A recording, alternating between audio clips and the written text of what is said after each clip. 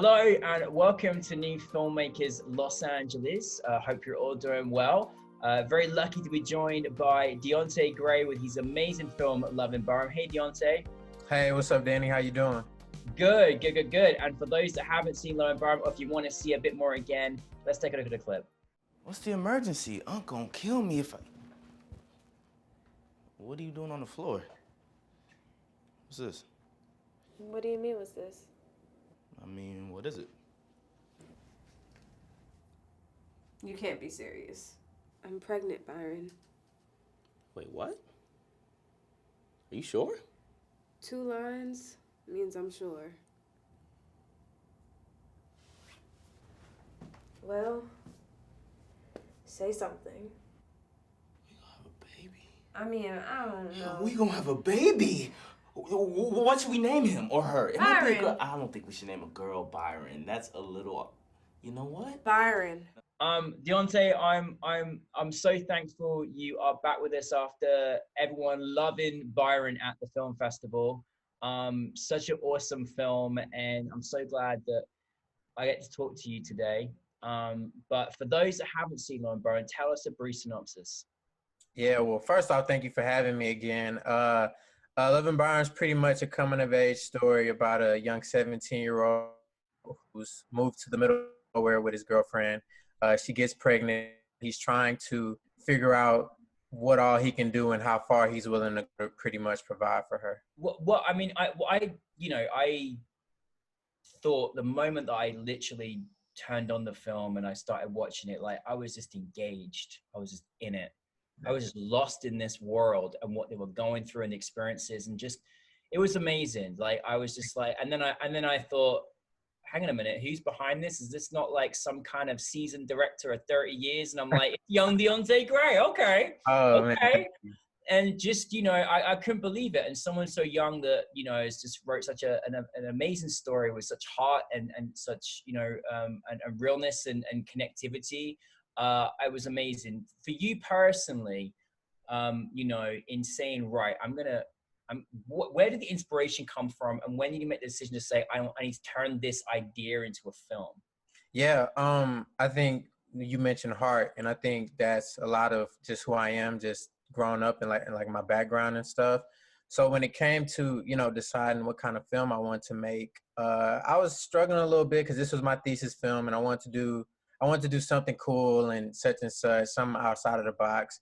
But just after a while, a lot of ideas not kind of working for me, I just thought to do something extremely personal. And I think even my director teacher kind of gave me that same kind of advice on doing something personal. And then when I really just kind of thought about where I am now and just kind of reflecting on my journey, I thought to, put that on film in a way where every time I'd watch the film, I'd be able to kind of reflect and really be appreciative of where I am now. So in doing that, came Loving Byron and creating the different kind of concepts and situations that I could have possibly gotten myself into.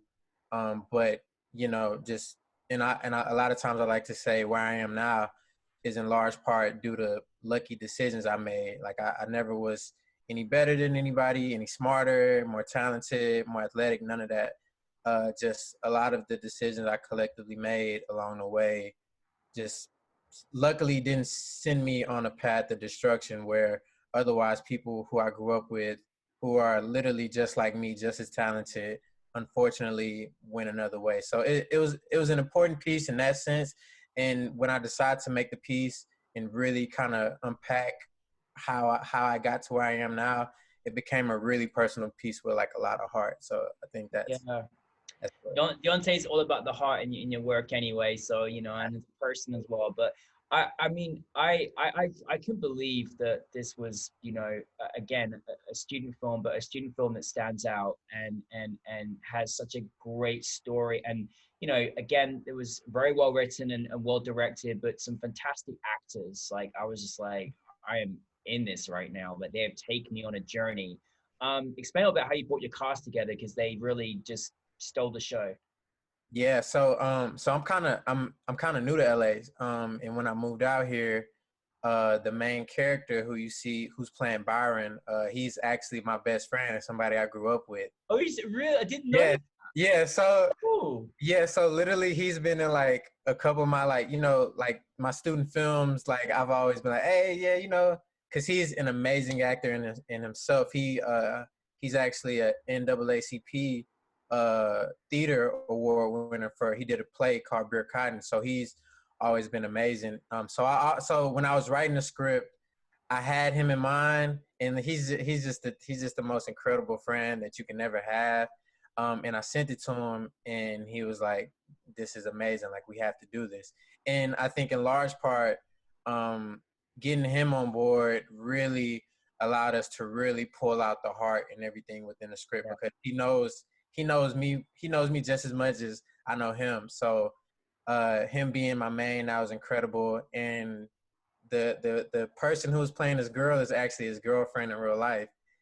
Oh my God! Keep it in the family, hey. Let's do it. Exactly, keep it in the family. And she's an artist in her own right. She acts and sings, so that was just naturally a good match. And then my other two characters was just off different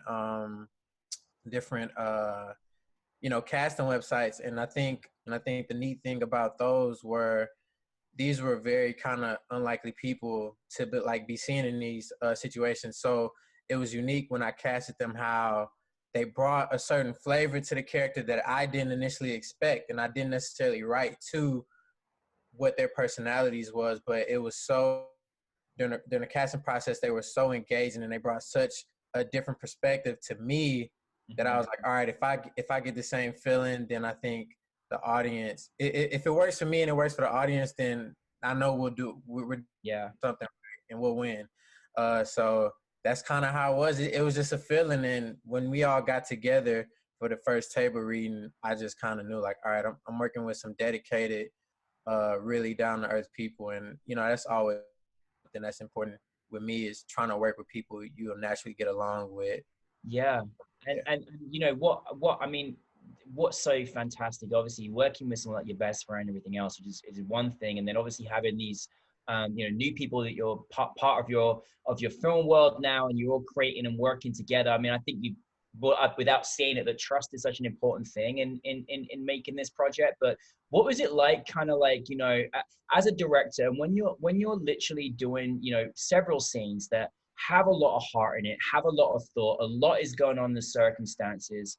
As a director, how do you work? Do you work very closely with your actors? Do you kind of let them improvise? What's the kind of, how do you navigate those, scenes, and particularly those scenes that are quite, poignant and have high stakes?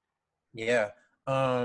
So I know kind of in the real world, you don't always get the opportunity to have multiple rehearsals and stuff.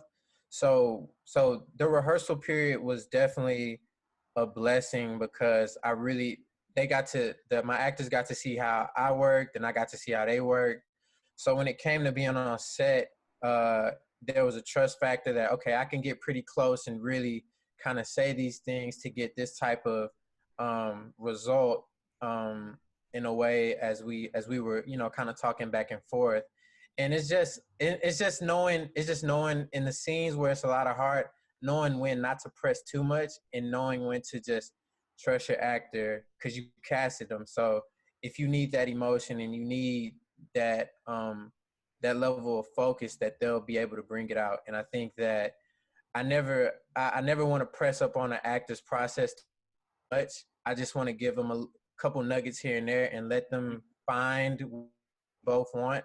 And I kid you not, every moment, every time that there was that conversation, we just understood one another, and they hit it every time. And I can't say enough about the actors I had, really. Yeah, there's the dream right there. Yeah. What was, like, whether it be like pre-production, production, technical issues, what was the biggest challenge you had that you faced in making it? Yeah, definitely pre-production and financing. This was, I'm relatively new to this, so this was really kind of my first time really navigating a budget, considering time and all this. So a lot of it was me learning as I was going. So I think definitely the most challenging part was the pre-production and having to be patient about permits and knowing where I could or couldn't get money. And then just knowing how much time realistically have on set. Cause I love being on set. I love filming. But as a director, you do have to also be cognizant of like how much time do you have. And, you know, that's an AD's job too, but still holds some kind of responsibility to not be too greedy on the take. You know what I'm saying? Once you know you have what you have, then you have to move on. And all of it does come back to like money. You know what I'm saying? Because Yeah. you've only paid for so many hours on set, so you need to, you know, be efficient in using that the most. So that was definitely a challenge for me, and something I learned throughout the entire process was how to best make money, make money for the film, manage it, and getting the most out of the money spent.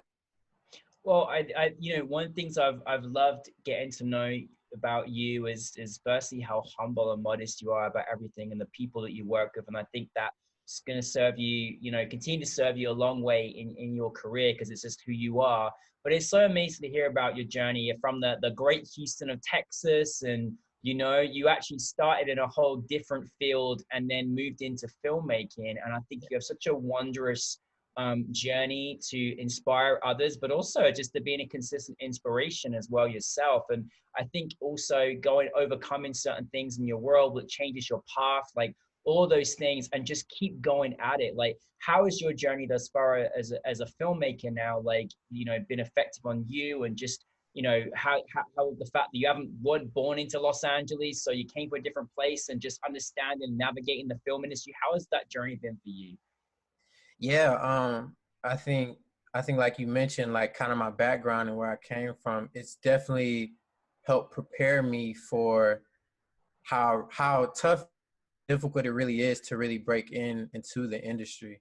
For me, it's been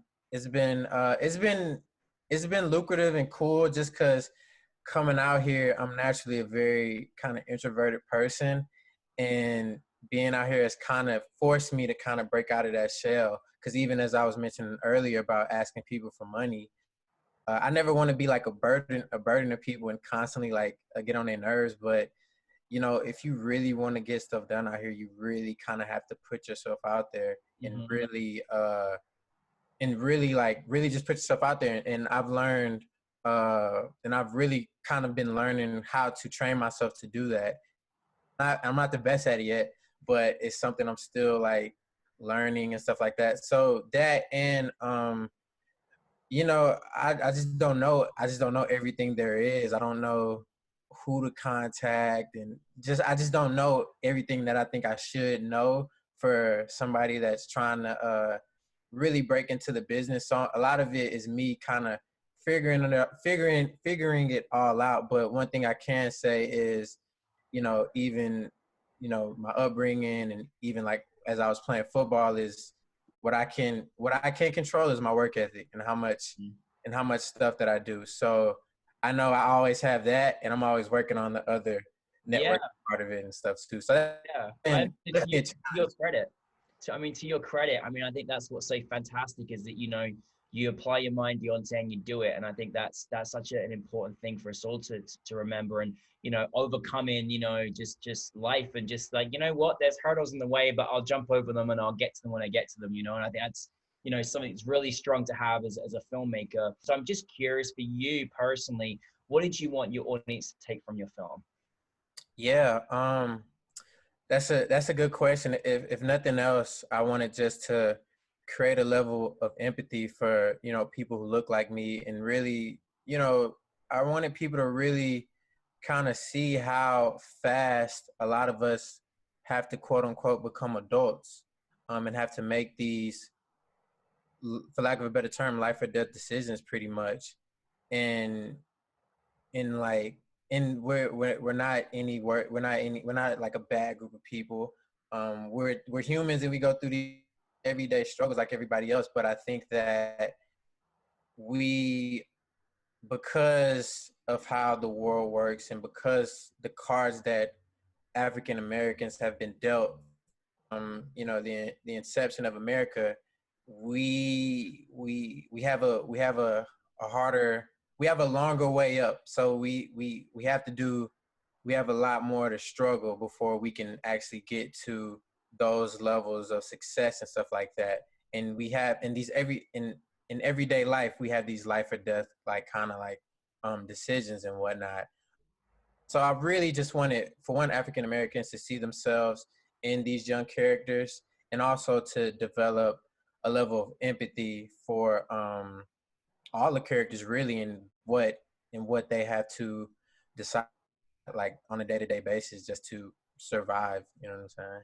Yeah, and you know, fun of what you're saying, like, you know, it's so desperately sad to know that a decision, a split decision, like you said, it could have, you know, it could have happened to anyone or any, you know, any moment, there's going to affect their entire lives. And then, you know, what follows that, like you said, there's no reason at all that there should be a harder situation for one person to another, but there is. Mm-hmm.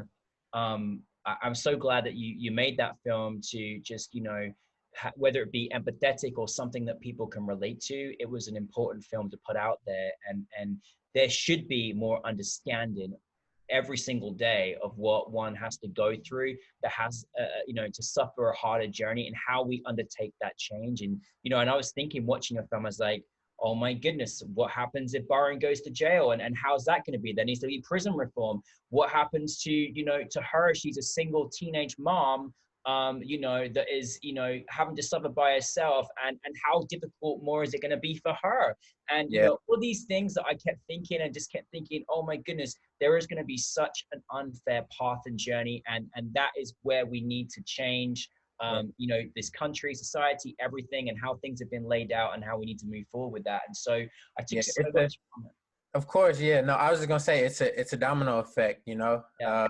When decisions, the ones you make, they can lead you, they can lead the best of people. Because I think if you Yeah. see the film, Byron is the most.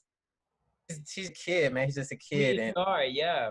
and just things happen in a way where he makes these decisions, and he's caught up in the system. And once you're in the Yeah. system, life's never the same after Yeah, that.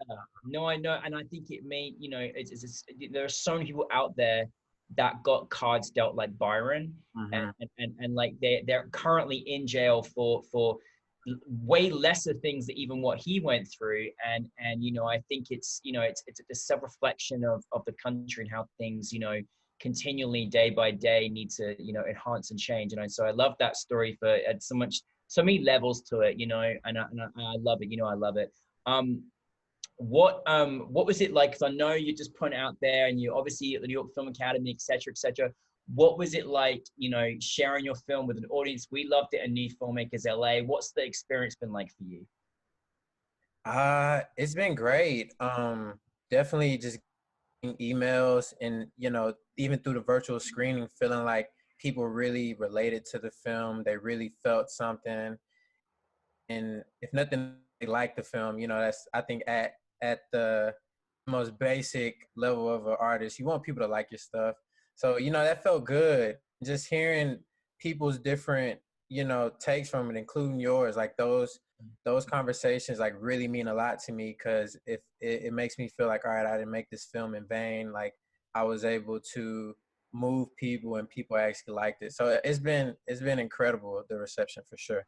Yeah, no, it's amazing. So Deante, I know we're in a crazy world right now, but what's next? What's next on the horizon? Are you writing? Are you got things in mind? What's going on? Yeah, I'm always writing. I'm always doing stuff.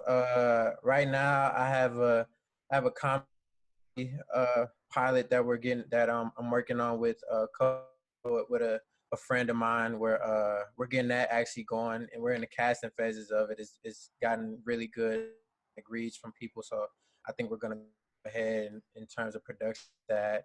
I also just been, I'm writing a couple sci-fis, and actually writing a love script, a romance script, for lack of a better term, a romance script. So that's gonna be interesting. But I'm always just trying to find something new to create, and you know, just cover myself in as many different brackets of creativity that I can. Well, you're always creating, Deante. I feel like you're Yeah, always I'm always. doing something. You can't stop. Like, you go on Deante's Instagram page, and he's got like some kind of film noir experience. You know that it's like this is always going. I'm like, Yeah, how you doing that? He's like, oh, I was just bored at home. I was like, what? Like, so yeah, you got it going yeah. on. It's all good. But that's a good thing about what's happening now. I just been kind of taking in a lot of different films. Like I always had the Criterion channel, but I've really just been in hardcore like, all day, 24/7 when I'm not writing. So I've been just finding a lot of inspiration from a lot of different places, and I'm just trying to, you know, put that inspiration into something. Well, I think you do that just, just being a filmmaker yourself and what you're putting out there to the world and to entertainment and everything else. But like, speaking of inspiration, like what is there a piece of advice or things that you go by in your everyday world as a filmmaker, or any essence of encouragement you can give to any filmmakers that want to follow in your footsteps? Because I really feel like you're a person that's actually gone out there and done it, sometimes against your own personal battles or odds, etc. You're making it and you're doing it. Is there anything you want to share with us? I live by this saying, you only get out what you put in. It's something that I learned growing up from my dad. Just kind of like that background of, every day you wake up, you gotta put something in the bank, you know what I'm saying, before you can cash it out. So I'm always about, just always putting in the work and having work ethic. Because at the end of the day, you may not be the best communicator, you may not be the best business person, but if you're an artist and you putting in the work, you can get to a point where your talent and your work becomes undeniable. And that the advice I would give any filmmaker that's, trying to be in my or trying to go further, just enjoy the process and just keep going. You only get out what you put in, so put in the work. Well, thank you for inspiring us. No, thanks, Deante. The only thing I just, beg for you to do is just keep creating for us and just keep making more work for us, because we need your vision and your heart that goes into your work. So, but thank you very much for Loving Byron. I wanted just to keep continuing everywhere. It's a fantastic film, and I was so touched by it, and I'm so glad that you made it. So thank you, Deante. Danny, thank you so much. You're always been a help for me and New Filmmakers LA. I really appreciate y'all providing the opportunity for people to see my film. I'll definitely have more coming, sure.